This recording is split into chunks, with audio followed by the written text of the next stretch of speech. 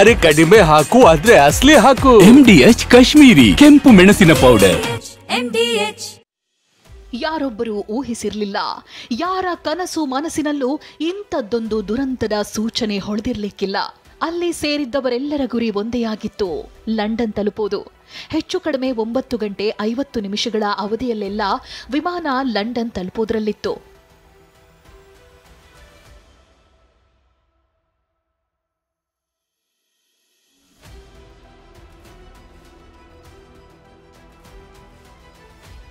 ವಿಮಾನ ಹಾರಿಸುವುದರಲ್ಲಿ ಸುಮಾರು 8200 ಗಂಟೆಗಳ ಅನುಭವ ಹೊಂದಿದ್ದ ಸುಮಿತ್ ಸಬರ್ವಾಲ್ ವಿಮಾನವನ್ನ ಮುನ್ನಡೆಸ್ತಾ ಇದ್ರು. 1200 ಗಂಟೆಗಳ ಅನುಭವ ಹೊಂದಿದ್ದ ಕರ್ನಾಟಕದ ಕರಾವಳಿ ಮೂಲದ ಕ್ಲೈವ್ ಕುಂದರ್ ಕೋ ಪೈಲಟ್ ಆಗಿದ್ರು. ಪ್ರಯಾಣಿಕರು ನಿಶ್ಚಿಂತೆಯಿಂದ ಇದ್ರು. ಆದರೆ ವಿಧಿಯಾಟವೇ ಬೇರೆಯಾಗಿತ್ತು. ಮಧ್ಯಾಹ್ನ ಸುಮಾರು 1 ಗಂಟೆ 38 ನಿಮಿಷಕ್ಕೆ ಅಹಮದಾಬಾದ್ನ ವಿಮಾನ ನಿಲ್ದಾಣದ ರನ್ವೇ 23ರಿಂದ ಟೇಕ್ ಆಫ್ ಆಗೋ ವಿಮಾನ ಕ್ಷಣಾರ್ಧದಲ್ಲೇ ಪತನಗೊಂಡು ಹೊತ್ತಿ ಉರಿದಿತ್ತು. ಇಷ್ಟೊಂದು ಸಣ್ಣ ಅವಧಿಯ ನಡುವೆಯೂ co pilot Clive Kunder air traffic ಕಂಟ್ರೋಲ್ಗೆ ಕರೆ ಮಾಡ್ತಾರೆ. ಮೇಡೆ ಮೇಡೆ ಅಂತ ಸೂಚನೆ ಕೊಡ್ತಾರೆ. ಏರ್ ಟ್ರಾಫಿಕ್ ಕಂಟ್ರೋಲ್ ರಿಯಾಕ್ಟ್ ಮಾಡುವಷ್ಟರಲ್ಲಿ ವಿಮಾನ ಪತನವಾಗಿದೆ.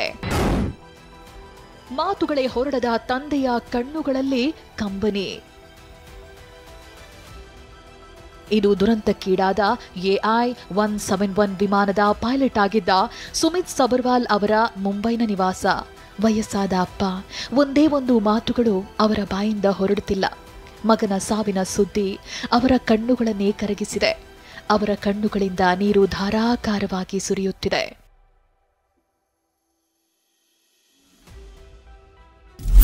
पूछने की कोशिश किया, सुमित जी के बारे में कुछ बातचीत करने की कोशिश किया, लेकिन उनके मुंह से एक लफ्ज़ नहीं निकल रहा था, क्योंकि उनके दोनों आंखों से पानी आ रहा था. क्योंकि इस उम्र में उनका बेटा 3 दिन पहले कहा था कि मैं सर्विस छोड़ के डैडी मैं आपका सर्विस ಅಪ್ಪನ ಈ ಸ್ಥಿತಿ ನೋಡಿ ಸುಮಿತ್ ಕೆಲಸ ಬಿಟ್ಟು ಅಪ್ಪನ ಸೇವೆ ಮಾಡ್ಕೊಂಡು ಇದ್ಬಿಡ್ತೀನಿ ಅಂದಿದ್ರು.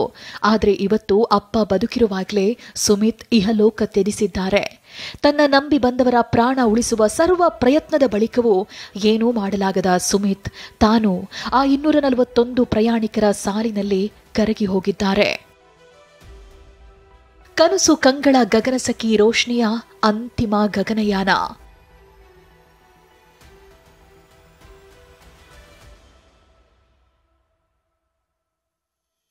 ಈ ಹುಡುಗಿ ರೋಶ್ನಿ ಅದೆಂಥ ಸೌಂದರ್ಯವತಿ ನೋಡಿ.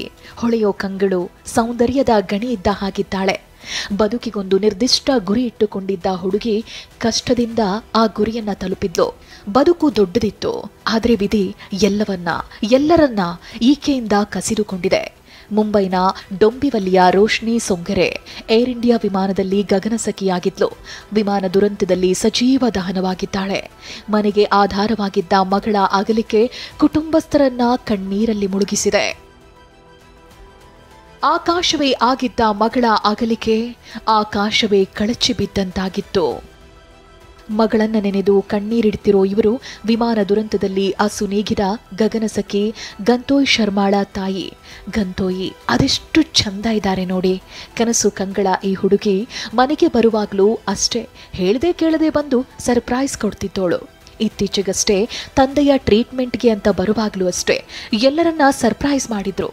ವಿಮಾನ ಏರೋಕ್ಕೂ ಮೊದಲು ತನ್ನ ತಂಗಿಗೆ ಕಾಲ್ ಮಾಡಿ ಲಂಡನ್ಗೆ ಹೋಗ್ತಿದ್ದೀನಿ, ಫೋನ್ ಸಿಗೋಲ್ಲ ಅಂದಿದ್ಲು. ಆ ಫೋನ್ ಕರೆಯಷ್ಟೇ ಎಂದೆಂದೂ ಸಿಗಲಾರದಷ್ಟು ದೂರ ಹೋಗಿದ್ದಾಳೆ.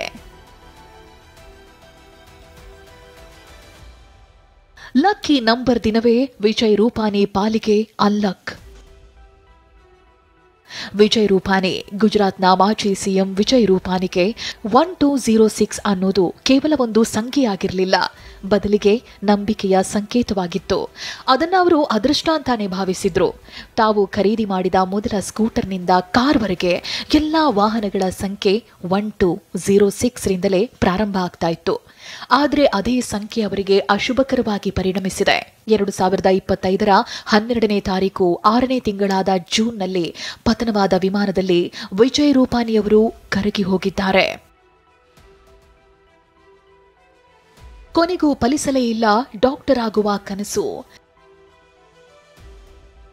ವಿಮಾನ ದುರಂತದಲ್ಲಿ 24 ವೈದ್ಯ ವಿದ್ಯಾರ್ಥಿಗಳು ಪ್ರಾಣ ಕಳೆದುಕೊಂಡಿದ್ದಾರೆ. ಬಿಜಿ ವೈದ್ಯಕೀಯ ಕಾಲೇಜಿನ ಮೆಸ್ ಕಟ್ಟಡಕ್ಕೆ ವಿಮಾನ ಅಪ್ಪಳಿಸಿದ್ರಿಂದ ಊಟ ಮಾಡುತ್ತಿದ್ದಾಗ ವೈದ್ಯಕೀಯ ವಿದ್ಯಾರ್ಥಿಗಳು ಮೃತಪಟ್ಟಿದ್ದಾರೆ. ಡಾಕ್ಟರ್ ಆಗುವ ಕನಸು ಕಂಡಿದ್ದ 24 ವಿದ್ಯಾರ್ಥಿಗಳ ಕನಸು ಸುಟ್ಟು ಬೂದಿಯಾಗಿದೆ.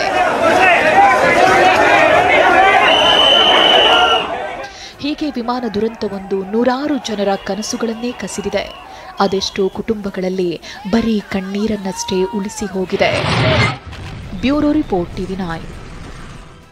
MDHನ ಕಿಚನ್ ಅಲ್ಲಿದ್ರೆ ನಾವು ಎಲ್ಲವನ್ನು ಮಾಡಬಹುದು. ಬೆಂಗನ್ ಕಾ ಬರ್ತಾ, ಆಲೂ ಗೋಬಿ, ಭಿಂಡಿ ಮಸಾಲಾ, ಇನ್ನೂ ಬಹಳಷ್ಟು. MDH